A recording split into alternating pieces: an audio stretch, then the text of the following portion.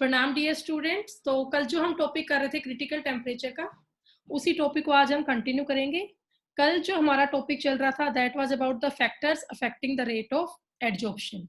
तो उसमें कुछ एक फैक्टर्स हमने कर लिए थे, कुछ एक हमारे अभी चल रहे हैं, तो उसी को हम लोग कंटिन्यू करेंगे।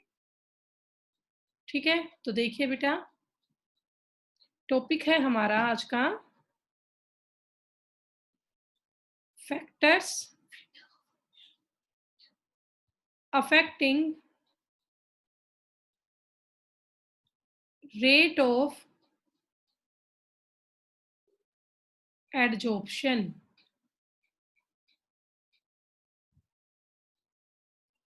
Factors affecting rate of adsorption. इस फैक्टर में मैं आपको टेम्परेचर का, प्रेशर का, सरफेस एरिया का, एक्सपोजर टू रेडिएशन, ये सब फैक्टर मैं आपको करवा चुकी थी।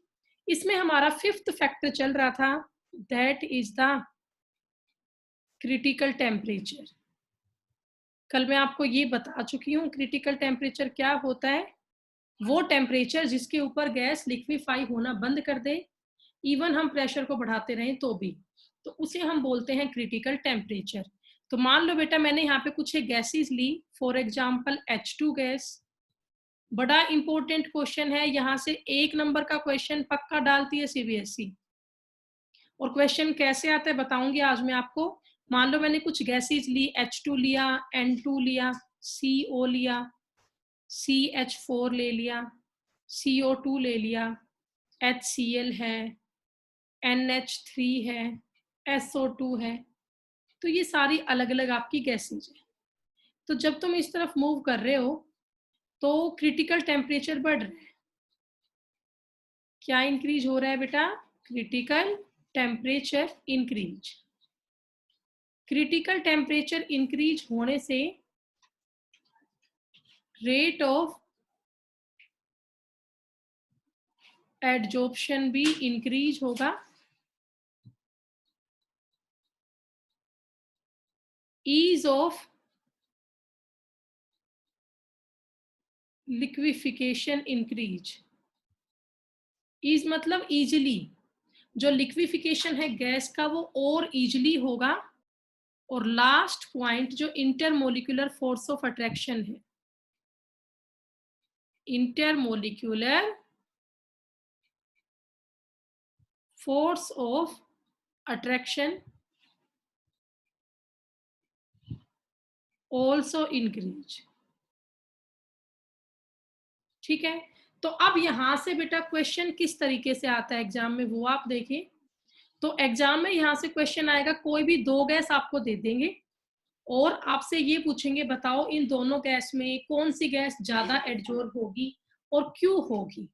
ठीक है, तो देखिए बेटा, इसके बेस पे क्वेश्चन कैसे आता है। मान लो ये क्वेश्चन आ गया, out of CO and CH4 which gas readily absorb, कौन सा इजिली एब्जॉर्ब होगी एंड व्हाई। तो आपको ये याद रखना है बेटा, कंपैरिजन किस गैस का कितना है। तो इसका आंसर आप क्या लिखोगे, तो आप यहाँ पे क्रिटिकल टेम्परेचर कंपेयर करें CO का और CH4 का। तो इन दोनों में तुम लोग खुद देख पा रहे हो, जो CH4 है ना उसका क्रिटिकल टेम्परेचर ज्यादा है। तो जिस गैस का क्रिटिकल टेम्परेचर ज्यादा है वो गैस ही ज्यादा एडजॉर्ब होगी। तो आप इसमें आंसर क्या लिखेंगे, इसमें आंसर ये होगा कि जो CH4 गैस है that is adsorb easily. Answer क्या होगा बेटा? CH4 gas adsorb easily, reason because critical temperature increase या critical temperature is high. CH4 gas का क्रिटिकल टेम्परेचर हाई है किससे? CO से। और फिर आप इसको एक्सप्लेन कर देंगे क्योंकि CH4 गैस का क्रिटिकल टेम्परेचर ज्यादा है तो ये गैस ज्यादा एडजॉर्प्शन होगी और इजिली लिक्विफाई होगी और यहाँ और ज्यादा इंटरमोलिकुलर फोर्स ऑफ अट्रैक्शन होगा। तो यहाँ से बड़ा इंपॉर्टेंट क्वेश्चन बनता है। तो आपको जस्ट ये सीरीज जो है ना ये याद रखनी है H2N2CO CH4CO2 HCl गैस की। तो सबसे हाई क्रिटिकल टेम्परेचर इन सभी में किसका है? SO2 गैस का है। और सबसे कम किसका है बेटा? H2 गैस का है।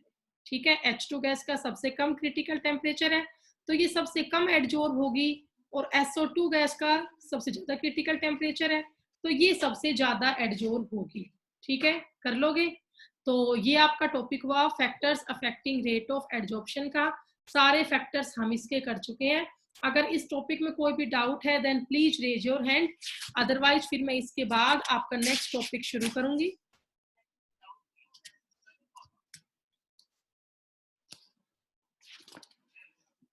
नहीं है कोई डाउट? ठीक है बेटा, ओके। किसी को कोई डाउट है तो please raise your hand.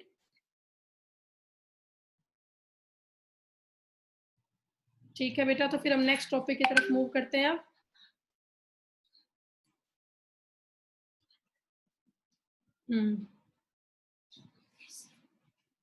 Ruchika क्या मैसेज भेज रही है? 1 मिनट, डिलीट कर दिया। ठीक है, चलो अब हम नेक्स्ट टॉपिक शुरू करेंगे बेटा। और अगला टॉपिक हमारा है, बहुत इंपॉर्टेंट टॉपिक है,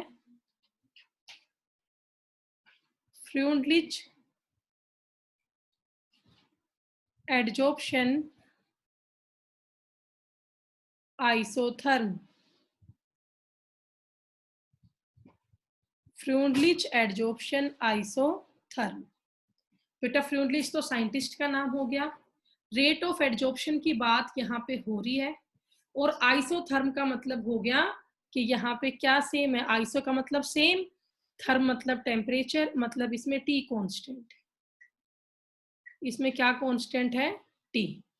तो इसमें क्या होगा, हम ये देखेंगे कि एक सॉलिड के सरफेस पर कितनी मैक्सिमम गैस हम एडजॉर्ब कर सकते हैं। उसके लिए हम एक ग्राफ प्लॉट करेंगे।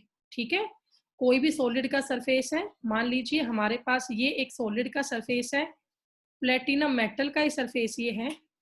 इसके ऊपर कितने गैस के मॉलिक्यूल एडजॉर्ब होंगे? तो यहाँ पे एक ग्राफ प्लॉट होगा। ग्राफ आएगा between x/m and p। Graph आएगा between x/m and p। x/m मैंने आपको कल भी बताया था। x/m क्या होता है बेटा? Extent of adsorption. x/m क्या है? Extent of adsorption. और जो आपका p होता है, p इज प्रेशर। x/m तो एक्सटेंट ऑफ एडजॉर्प्शन है, और जो p है वो प्रेशर है। तो इसमें है क्या? गैसियस एडजॉर्बेट है। गैसियस एडजॉर्बेट है। जैसे मान लो हाइड्रोजन गैस के मॉलिक्यूल ही है और वो एडजॉर्ब हो रहे हैं at solid surface. Gaseous adsorbate adsorb हो रहे हैं सॉलिड सरफेस पे, तो ये काम करेगा एडजॉर्बेंट का। किसका काम करेगा? एडजॉर्बेंट का। तो आप सबको पता है गैस एडजॉर्ब कब होगी? जब प्रेशर हाई होगा। जितना प्रेशर हाई होगा उतना ही ज्यादा गैस एडजॉर्ब होगी। और इसमें टी आपका क्या रहेगा? कांस्टेंट रहेगा। टी कांस्टेंट क्यों रहेगा? क्योंकि ये रिएक्शन कैसी है? आइसोथर्मल है। और आपको पता है आइसोथर्मल का मीनिंग ही क्या होता है? जिसमें टेम्परेचर कांस्टेंट रहे। तो इस टॉपिक में हम क्या करेंगे, जो एडजॉर्प्शन आइसोथर्म है, इसमें हम एक ग्राफ प्लॉट करेंगे between x/m and pressure p। ठीक है, a graph is plot between x/m and pressure p। Okay, तो अब देखिए इसको हम करते हैं। और कांस्टेंट यहाँ पे रहेगा टेम्परेचर। तो अब इसका बेटा हम ग्राफ प्लॉट करते हैं। देखिए एक बार मैं इसे क्लियर कर दूं। ओके, देखो बेटा आप सब ध्यान से।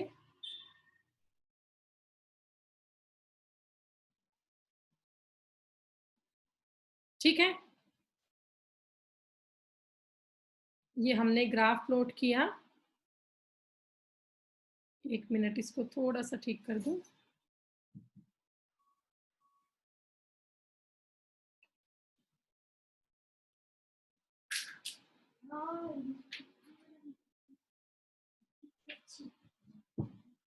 देखिए ये हमारा ग्राफ है, मैंने एक्स एक्सिस पे यहाँ पे लिया pressure P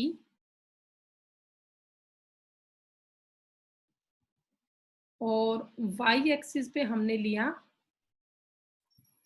x by m. x by m आपको पता है क्या होगा, एक्सटेंट ऑफ एडजॉर्प्शन। पीछे सब आपको समझाया है कि m एक सॉलिड सरफेस है और x इसके ऊपर गैसियस एडजॉर्बेट है जो कि एडजॉर्ब हो रहे हैं। ठीक है, तो अब इसका ग्राफ देखिए बेटा, इसका ग्राफ कैसा आएगा। तो इसका ग्राफ कुछ ऐसा होगा।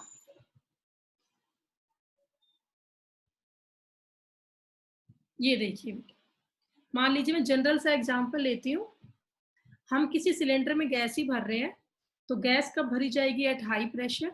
ठीक है, तो शुरू शुरू में क्या होगा, जो आपका रेट होगा गैस फिलिंग का वो बहुत ही हाई होगा, क्योंकि एम्प्टी स्पेस बहुत ही ज्यादा होगा बिटवीन द सिलेंडर। बट धीरे धीरे क्या होगा, उसके अंदर गैस मोलिक्यूल भरने लग जाएंगे, तो बीच में खाली स्पेस कम हो जाएगा, तो हमें ज्यादा प्रेशर लगाना पड़ेगा गैस को फिल करने के लिए। फिर भी हम गैस भरे गए भरे गए भरे गए, कभी ना कभी एक सैचुरेशन पॉइंट आएगा, और उस सैचुरेशन पॉइंट पे क्या होगा कि बस वही, अब इसमें और स्पेस नहीं बचा, अब इसमें हम और ज्यादा गैस को लिक्विफाई या एडजॉर्ब नहीं करवा सकते। ठीक है, तो सैचुरेशन पॉइंट आने के बाद इसका मतलब है अब इसमें और गैस फिल नहीं होगी, तो वहां पर एडजॉर्प्शन का रेट क्या हो गया, कॉन्स्टेंट हो गया। ठीक है, तो इसमें देखिए अब यहाँ पर जो ये ग्राफ आया, मैं इसको एक्सप्लेन करती हूँ किस तरह का ग्राफ ये है। देखो बेटा ध्यान से, सबसे पहले हम यहाँ बात करें, इस पॉइंट पे प्रेशर क्या है, लो है। फिर धीरे धीरे यहाँ पे क्या बढ़ रहा है, प्रेशर बढ़ रहा है। तो हमने मान लिया ये हमारा प्रेशर है मॉडरेट, और फिर और प्रेशर बढ़ रहा है और बढ़ रहा है, तो ये हमारा प्रेशर हो गया हाई। तो यहाँ हमने तीन रेंज रखी प्रेशर की, लो प्रेशर, मॉडरेट प्रेशर और हाई प्रेशर। अब इन तीनों रेंज पे क्या हुआ वो आप देखिए, चेंज इसमें क्या आएगा वो देखिए बेटा। सबसे पहले मैं बात करूं लो प्रेशर पे, तो लो प्रेशर पे जो x बाई एम है that is directly proportional to pressure P। शुरू शुरू में क्या है, हम साइकिल में हवा ही भर रहे हैं टायर में, बिल्कुल टायर खाली है, उसमें हवा है नहीं, तो शुरू शुरू में क्या होगा, रेट ऑफ रिएक्शन फास्ट होगा, जल्दी इसमें गैस एडजॉर्ब की जाएगी, तो x बाई एम डायरेक्ट में है किसके, प्रेशर P के। फिर हमारा प्रेशर क्या हो गया, मॉडरेट हो गया। जब प्रेशर मॉडरेट होगा तो उस पे क्या होगा, जो x बाई एम है ना, that is proportional to P की पावर नॉट 0। और बेटा हाई प्रेशर पे क्या हो जाता है, x बाई एम।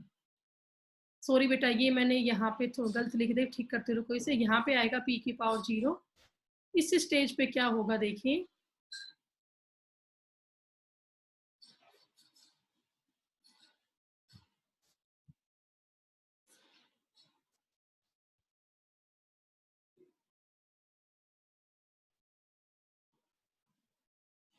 यहाँ P की पावर में आएगा 1 बाई एन।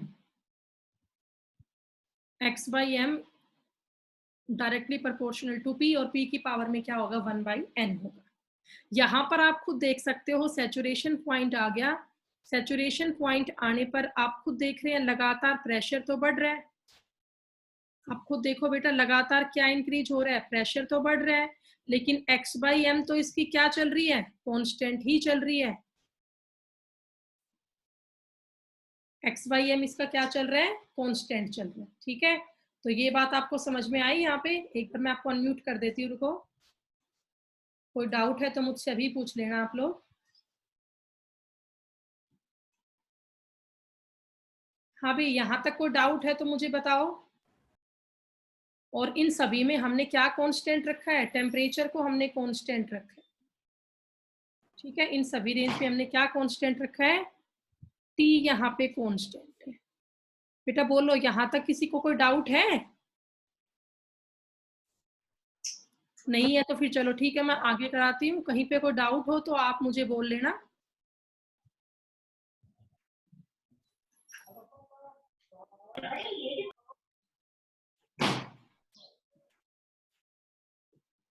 देखिए बेटा, ये था हमारा भाई अपने आप को म्यूट रखो, मैंने आपको अनम्यूट इसलिए किया है, कोई डाउट है तो आप बोल लें।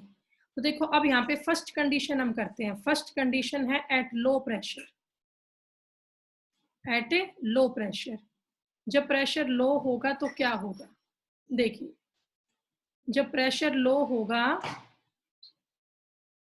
तो जो x बाई एम है,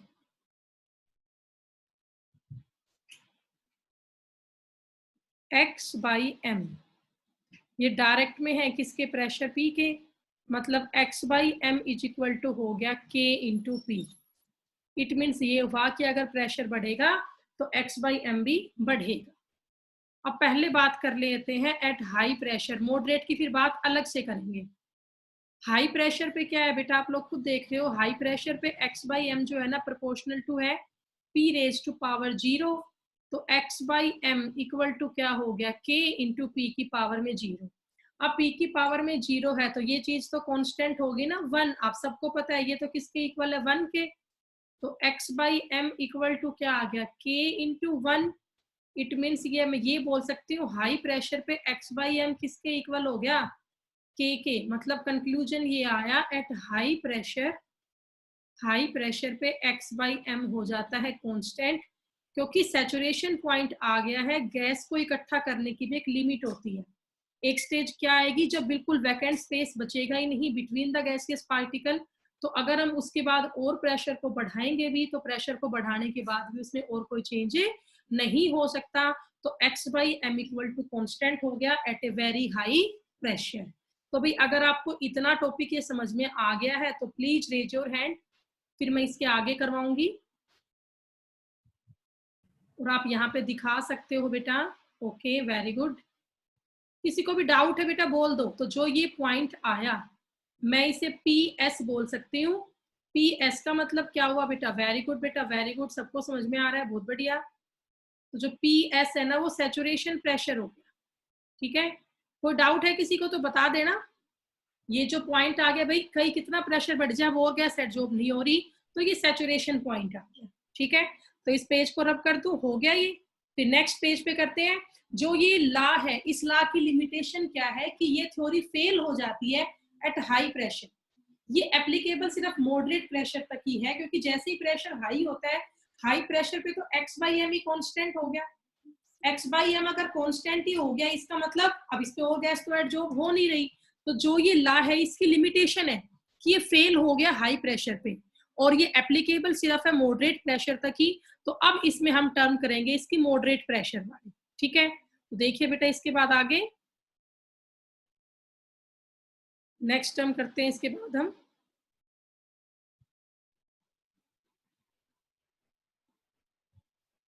अब हम यहाँ बात करेंगे मॉडरेट प्रेशर की। देखिए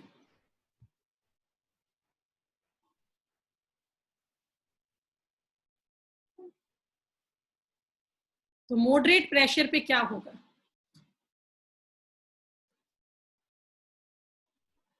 एट मॉडरेट प्रेशर। जब बेटा प्रेशर मॉडरेट है तो x बाई एम जो आपका है डायरेक्टली प्रोपोर्शनल टू है p raise to power 1 by n, ठीक है। अब जो ये 1 बाई n की वैल्यू है ना, इट लाई बिटवीन 0 एंड 1। जो ये 1 बाई n की वैल्यू है ये हमेशा कहाँ लाई करती है, चमन बेटा कोई डाउट है? अच्छा आपको बाद में सुना होगा या तो जो 1 बाई n है ये आपका हमेशा लाई करता है बिटवीन 0 एंड 1। ये आप ध्यान रखें, 1 by n lie between 0 and 1। तो यहाँ आप देखिए x by m equal to क्या हो गया, k इंटू पी की power 1 by n. x by m equal to k into p की power n।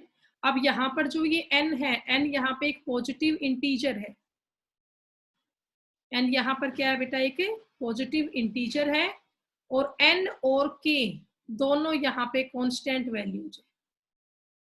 Both n and k are here constant. कर लोगे बेटा इतना। और जो इनकी वैल्यूज है n और k वाले कांस्टेंट की, ये डिपेंड करती है, डिपेंड्स अपॉन नेचर। किसके नेचर पे डिपेंड करती है? Depends upon nature of adsorbate and adsorbent. ये दोनों डिपेंड करती है एडजॉर्बेट और एडजॉर्बेंट के नेचर के ऊपर। तो अब बेटा एग्जाम में इससे क्या आता है? तो सबसे मेन जो सबसे इंपॉर्टेंट टॉपिक है वो इसमें यही था, मॉडरेट प्रेशर वाला, कि x by m equal to k into p की पावर 1 बाई एन। अब हम क्या करेंगे देखिए, इसके बाद हम जो ये इक्वेशन है ना, यहाँ से फ्रूनलिच एडजॉर्प्शन आइसोथर्म इक्वेशन बनाएंगे। कैसे, वो आप देखिए। अब जो मेरी ये इक्वेशन है x by m equal to k into p की पावर 1 बाई एन, मैं इसमें log ले लू both side, taking logarithm on both side, taking logarithm और both side। तो बेटा क्या बन जाएगा, देखो ये बन जाएगा log x by m equal to log k into में log p की पावर में क्या 1 बाई n। तो बेटा मैं इसे ये लिख लूं log x by m equal to log k। अब तुम सबको पता है log a plus log b, sorry log a into log b क्या हो जाएगा log a plus log b। तो यहाँ प्लस का साइन लगा लूं और पावर आगे मल्टीप्लाई में आ जाएगी, तो 1 बाई n इंटू में क्या हो गया log p हो गया। तो बच्चों ये एग्जाम में 1 नंबर में जरूर सीबीएसई डालती है, ये फ्रूनलिच एडजॉर्प्शन आइसोथर्म इक्वेशन है। ये कौन सी इक्वेशन है? It is the Freundlich adsorption isotherm equation. It is the Freundlich adsorption isotherm equation log x by m equal to log k plus 1 by n into log p। ये applicable ही moderate pressure पे है, ये applicable ही कहाँ है बेटा? Moderate pressure पे। ठीक है, तो मॉडरेट प्रेशर पे फ्रूनलिच की एडजॉर्प्शन आइसोथर्म इक्वेशन क्या बनी? log x by m equal to log k plus 1 by n into log p। तो बेटा फिर से मैं बार बार आपको कहती हूँ, हमारे केमिस्ट्री में मैथ्स का एक ही ग्राफ यूज होता है, स्ट्रेट लाइन इक्वेशन। तो यहाँ ग्राफ भी एग्जाम में आता है, तो आप खुद देख सकते हो, यहाँ भी सेम ग्राफ बनेगा y equal to m x plus c, y equal to m x plus c, वही सेम ग्राफ बनेगा। देखिए खुद आप इसमें चेक कर सकते हो, y एक्सिस पे क्या आ गया log x बाई m, ये हो गया स्लोप। x एक्सिस पे क्या आया log p, और इंटरसेप्ट क्या होगा log k। तो y equal to m x plus c फिर से हो गया। तो चलो अब इसका हम ग्राफ प्लॉट करते हैं। तो y एक्सिस पे क्या आएगा बेटा log x by m, versus x axis पे क्या आएगा log p, और स्लोप की वैल्यू, स्लोप होता है m, स्लोप आपका पॉजिटिव आएगा, पॉजिटिव स्लोप की वैल्यू क्या होगी 1 बाई n, और इसमें इंटरसेप्ट की वैल्यू क्या होगी log k होगी। ठीक है, तो अब आप देखिए इसका ग्राफ क्या होगा। तो अब बेटा इस इक्वेशन का हम ग्राफ और कर लेते हैं। इक्वेशन आपको ध्यान होगी log x by m equals to log k plus 1 by n into log p। ये मैं आपको समझा चुकी हूँ, y equal to m x plus c, straight line equation होगी। तो अब इसका ग्राफ प्लॉट हम कर लेते हैं। तो y एक्सिस पे क्या लेंगे बेटा log x बाई एम, और x एक्सिस पे क्या लेंगे log p।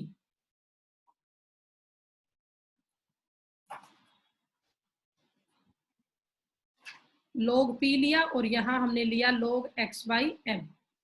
ठीक है, तो जो ग्राफ आएगा आप खुद देखो, स्लोप की वैल्यू क्या है, तो सॉरी ये मैंने यहाँ पे उल्टा लिख दिया, ये m है और ये x। ठीक है, तो स्लोप तुम्हारा क्या आएगा पॉजिटिव आएगा 1 बाई n।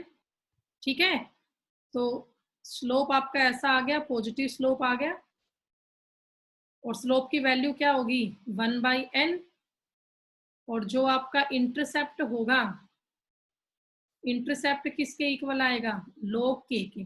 तो बहुत बार सीबीएसई में डायरेक्ट क्वेश्चन आता है, 3 क्वेश्चन इसमें आते हैं। क्या आते हैं? पहला क्वेश्चन आपका ये आ गया, right Freundlich adsorption isotherm equation. तो इक्वेशन तो आप लोगों को सबको याद हो ही गई, log x by m equal to log k plus 1 by n into log p। Slope की वैल्यू क्या होगी? तो स्लोप आपको पता है 1 by n आएगा, पॉजिटिव स्लोप होगा, और इंटरसेप्ट क्या होगा? log k होगा। ठीक है, तो ये टॉपिक आप कर लेंगे, बड़ा इंपॉर्टेंट टॉपिक है। ये चैप्टर बेटा 3 नंबर का है, और कई बार तो ऐसा भी होता है कि सीबीएसई जो है ना पूरा 3 नंबर में ये एक ही क्वेश्चन डाल देती है बस।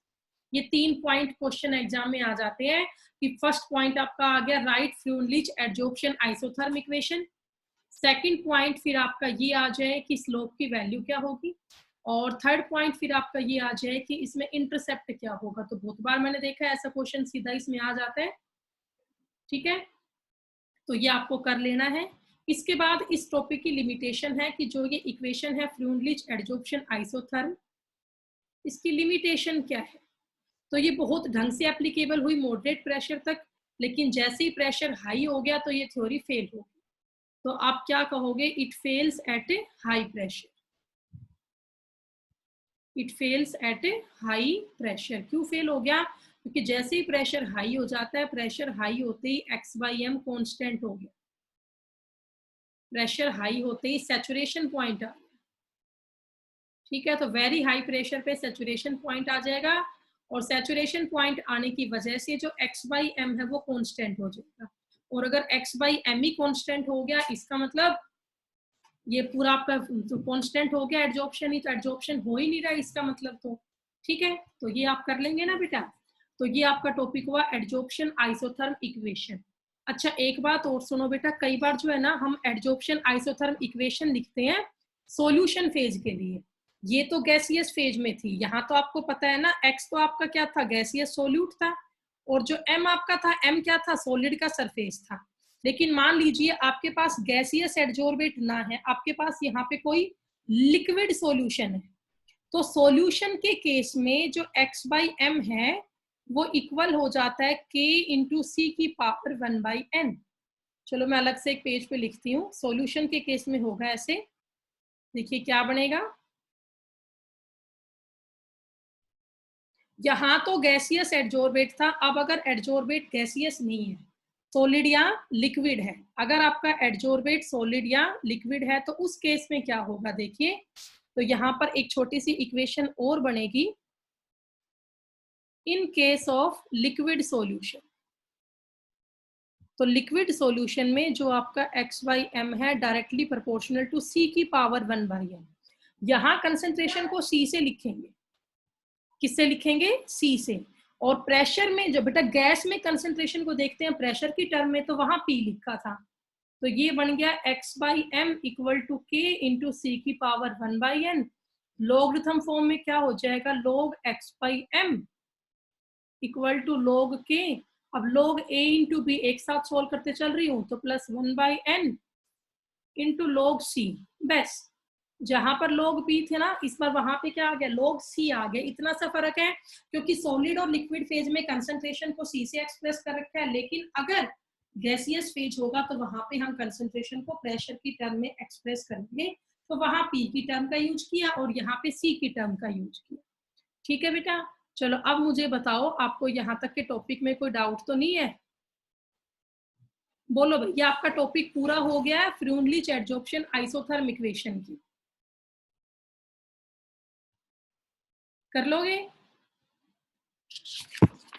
तो अब साथ साथ सेकंड लेक्चर में और आ जाओ बेटा, अभी पूरा कर लेते हैं साथ साथ। ठीक है, और सारे बच्चे आना बेटा, कोई भी ये ना हो कि आए ना क्लास में।